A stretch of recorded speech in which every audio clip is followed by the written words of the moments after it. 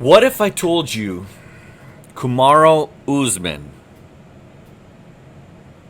one of the most dominant UFC champions of his era, actually wanted to fight Canelo Alvarez at the peak of their careers? And what if I told you that Dana White shut it down faster than you can say dream fight, yeah, or faster than this? Like this. Like people don't, I don't even know if the younger generation even knows what this means. This one's wild. Welcome back to Duality 7X. I'm your host, Shiraz. This is where fight sports meets drama. We cover all the latest and greatest when it comes to the world of MMA, UFC, WWE, and boxing. Breaking it all down for you right here. And hey, before we dive in, please don't forget to smash that like button and subscribe for more fight talk. Let's get into it. So, where's all this coming from? So, let's rewind the clock back to 2021. Kamaru Usman was on top of the MMA world, reigning as a welterweight champion, pound for pound, the king. And honestly, one of the scariest guys in the octagon. He had just defended his belt against Colby Covington at Madison Square Gardens, a fight where he proved yet again why they called him the Nigerian Nightmare. After that win, I mean, the hype was pretty much real. People started to ask, what's left for this guy? Like who else can this guy potentially fight? Who can possibly be a test for him? And in the midst of all of that thinking, Usman set his sights on Mr. Canelo Alvarez. I mean, he just didn't flirt with the idea either, guys. Like, I mean, he actually called out Canelo multiple times. Social media posts, interviews. I mean, the whole deal. Like, he wanted that crossover fight with Canelo real bad. But when Dana White got asked about it at the UFC 268 post-fight press conference, man, Dana did not hold back. He didn't mince words.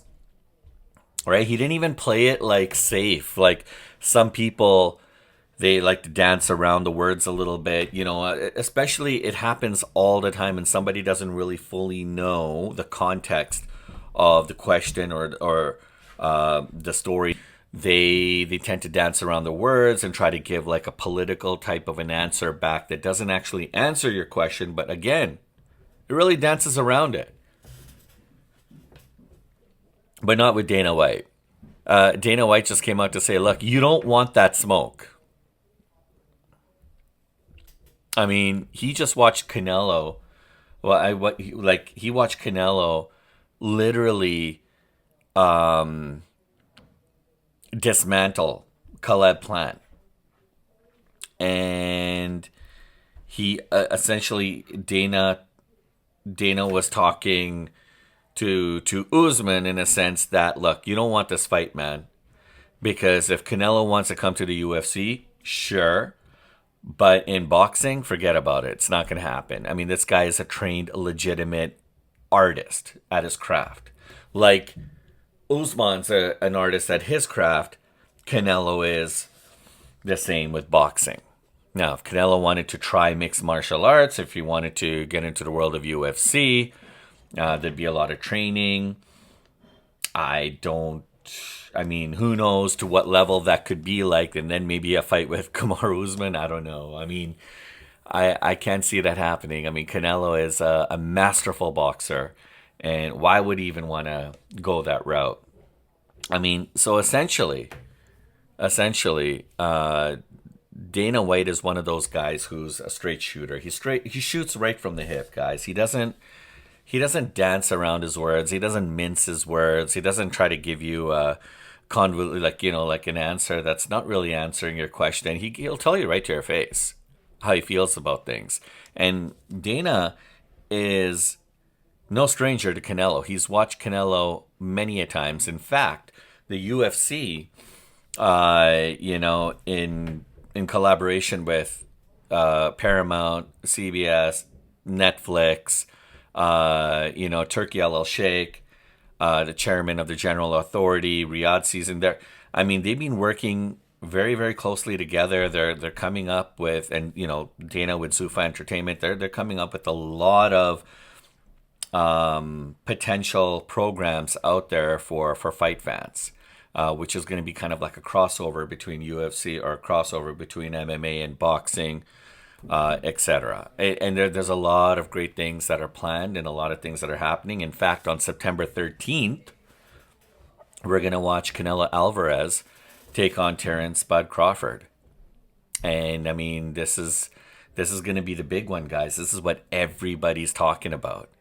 And guess what? Dana White is right there. He's in a mix of everything. He's actually, Zuffa Entertainment, the UFC, Turkey LL Sheikh, Paramount, they have a big stake in this up-and-coming fight. And they also got the backing of the WWE, part of TKO Holdings. So, I mean, guys, this is not small time. And so when a person like Dana White is talking, you listen. Because he talks to the point. He talks what needs to be expressed, what needs to be said. He doesn't mince his words, and he'll tell it right to your face how he feels about it. At that time, at the peak of Usman's career, there's nobody that I found that could have been a viable enough of a fighter for what he was able to bring to the table. And at that time, Canelo was just at the height of where he's at. I mean, guys, we're talking about like literally 4 years ago. I mean, yeah, a fight between Kamaru and Canelo. I mean, at first it would probably start off pretty good, and Usman would probably hold his own. And remember, Canelo's not one of those guys that likes to take people out early anyway. Like, he likes to test the waters. He likes to know what he's working with. He'll play around a little bit, kind of get a feel as to the movements, your jabs, your counters, your strikes. He wants to know what he's working with. Because you could watch hours and hours and hours, umpteen number of hours of tape. But at the end of the day, until you're in the ring with that individual, it could be a completely different ballgame. Because you don't know what that individual is bringing to the table, different from what you're able to see in tape. So the first round could just be like a touch and feel kind of a go, and then boom, it'd be all explosion. And I think Canelo would just dismantle Kamaru. He'd dismantle him. And if not ending it in the first round, ending it for sure in the second round. UFC fight, it'd be a different story, of course. Right? So the question comes down to, and look, and this is Dana White being Dana White, right? He's like, essentially saying, you don't want this smoke. I just watched what Canelo did to Caleb Plant, and Usman doesn't want that fight. If Canelo wants to come to the UFC, sure, but in boxing, forget about it. That was Dana White being Dana White, right? No, so being blunt, no sugarcoating. Okay, let's move on. Now, Dana wasn't wrong, but there's a lot of people who are like, why? Why did you hold back? Why did you prevent from the potential of a huge crossover fight like that back then? Well, the timing. There's a lot of reasons, right? And it is what it is. I think Dana now sees the potential in a lot of these crossovers that are happening. You got a little bit of that crossover with the WWE and UFC, with Brock Lesnar coming from the WWE into UFC, becoming the world heavyweight champion. And then going back to the WWE, you got the likes of Ronda Rousey, who from UFC went into WWE and made a very big name for herself, also becoming the women's world champion. There's a lot of those kind of crossovers. Shayna Baszler, also has a mixed martial arts background, has gone into the UFC.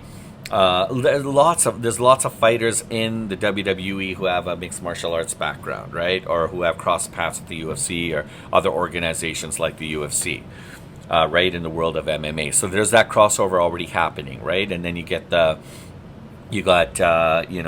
Francis Ngannou. He went toe to toe with Tyson Fury. All right, and that fight. And honestly, like, there were moments where Francis did amazing, right? And then look, Look, it goes on and on and on, guys. I could give you like countless number of examples, but at the end of the point of the story is Dana White sees the potential. The investors see this potential. You've got Jake Paul, who's also a very famous entrepreneur, YouTuber, social media celebrity, who's taken the sport of boxing very serious, and he's taking on a lot of noteworthy contenders. And he's going to be fighting Gervonta Tank Davis coming up soon here on November 14th in Atlanta, but it's going to be streaming on Netflix. And in order for that fight to happen, Gervonta has to vacate his WBA light championship so that he could take on the likes of Jake Paul in this exhibition fight. But to him, it's worth it to do that, and he wants this fight. And this could be a make it or he's actually Gervonta Davis has got more to lose than Jake Paul does, because Gervonta is giving up that WBA title. He's vacating that. He's putting his entire legacy and everything that he's built up to this point in that fight against Jake Paul. And if he doesn't deliver, that's going to look really bad on him. Despite the big weight gap difference of like he's coming in at 134 pounds. You got Jake Paul's coming in at like just under 200 pounds. There's like a 70-pound difference already. And Jake Paul's like jacked. He's training like a madman. So, it's going to be really interesting to see how this fight plays out.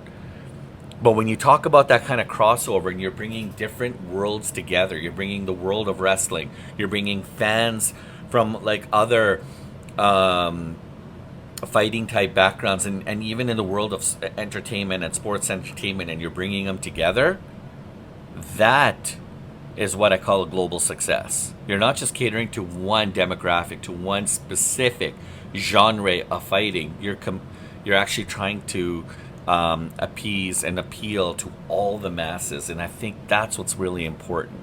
From a business perspective, I think that's absolutely brilliant.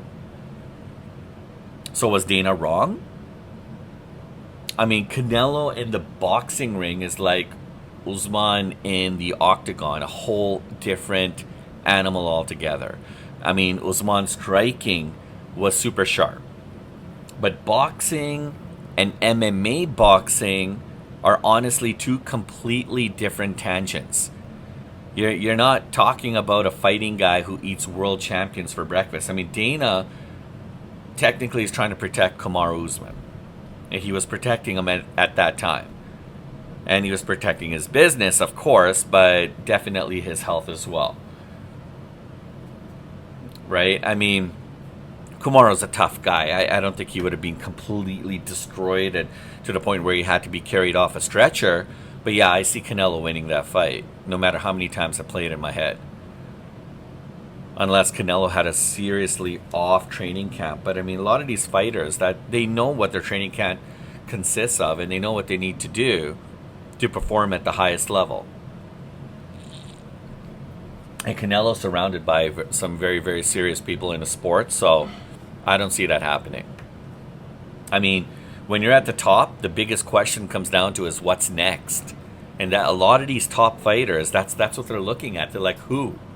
Because they're at the top. They only see this way. They're not looking down. They're looking here, and they're looking up. And there's very, very... I mean, the air becomes quite thin at the top, guys, so there's not a whole lot that's out there.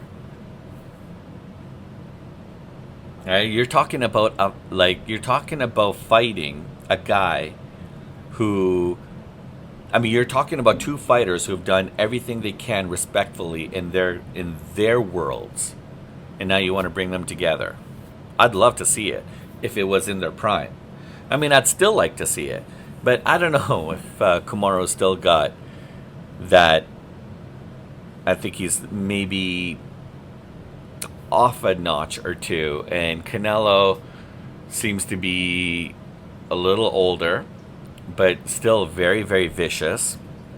And now with Canelo and Crawford, this is going to be the big one, guys. This is going to really come down to, I mean, everything's online. I mean, this is for the unified. Like, all the belts are on the line. I mean, this is it, guys. This is probably going to be one of the biggest fights And definitely one of the biggest fights of the year, if not, could be this era. Because whoever wins between Crawford and Canelo will go down as pound for pound probably one of the greatest fighters of all time.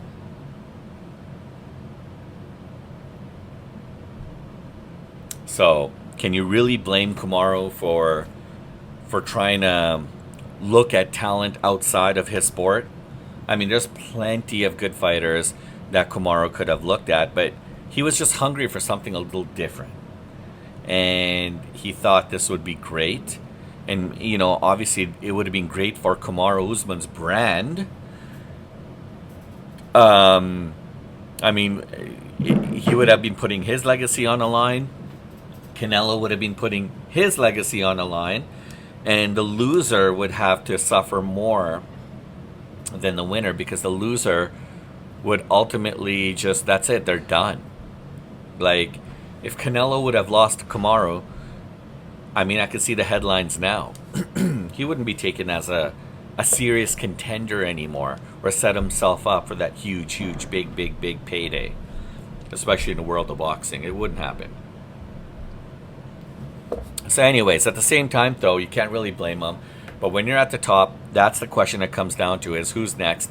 And for Usman, Canelo represented the ultimate challenge, the ultimate payday, and honestly, the ultimate what if. So fast forward, I mean, Usman admitted it was never personal. He said he only called out Canelo because everyone was wondering who could even challenge him at that point. And he was almost like as if he was volunteering to step into the ring or step into the fire just to give the fans something different. And Canelo, he respected that. He said straight up, no bad blood, no hard feelings, just two guys dominating their sports at the same time, and the opportunity to see that level of caliber of fighters together in the ring against one another, that would be absolutely the highest, right? So we're never going to know who would have really won, because that fight never actually made, or that story never made the fight, right? So imagine if it did, though. Think about how huge that would have been for combat sports. We're talking Conor McGregor versus Mayweather. There's another crossover. Maybe even bigger, because Usman was at the peak and Canelo was untouchable. So could Usman have potentially shocked the world, or would have Canelo made it look like that's a debate that would never die? So anyhow, that's my take, guys. As a fan, I can't help. I wish I would have been able to see something like that. But there's plenty of other opportunities that are coming down the pipe. Usman versus Canelo would have definitely been insane. It would have been a spectacle. But what do you guys think? Should Dana have let Usman chase that fight, or was he right to shut it down at the time? Drop your thoughts in the comments. I want to hear your takes on this one, definitely. And if you enjoyed this breakdown, make sure you smash that like button, hit the subscribe, and join us here on Duality 7X for more fight talk, because trust me, we've got plenty more stories like this coming your way. Enjoy the rest of your day.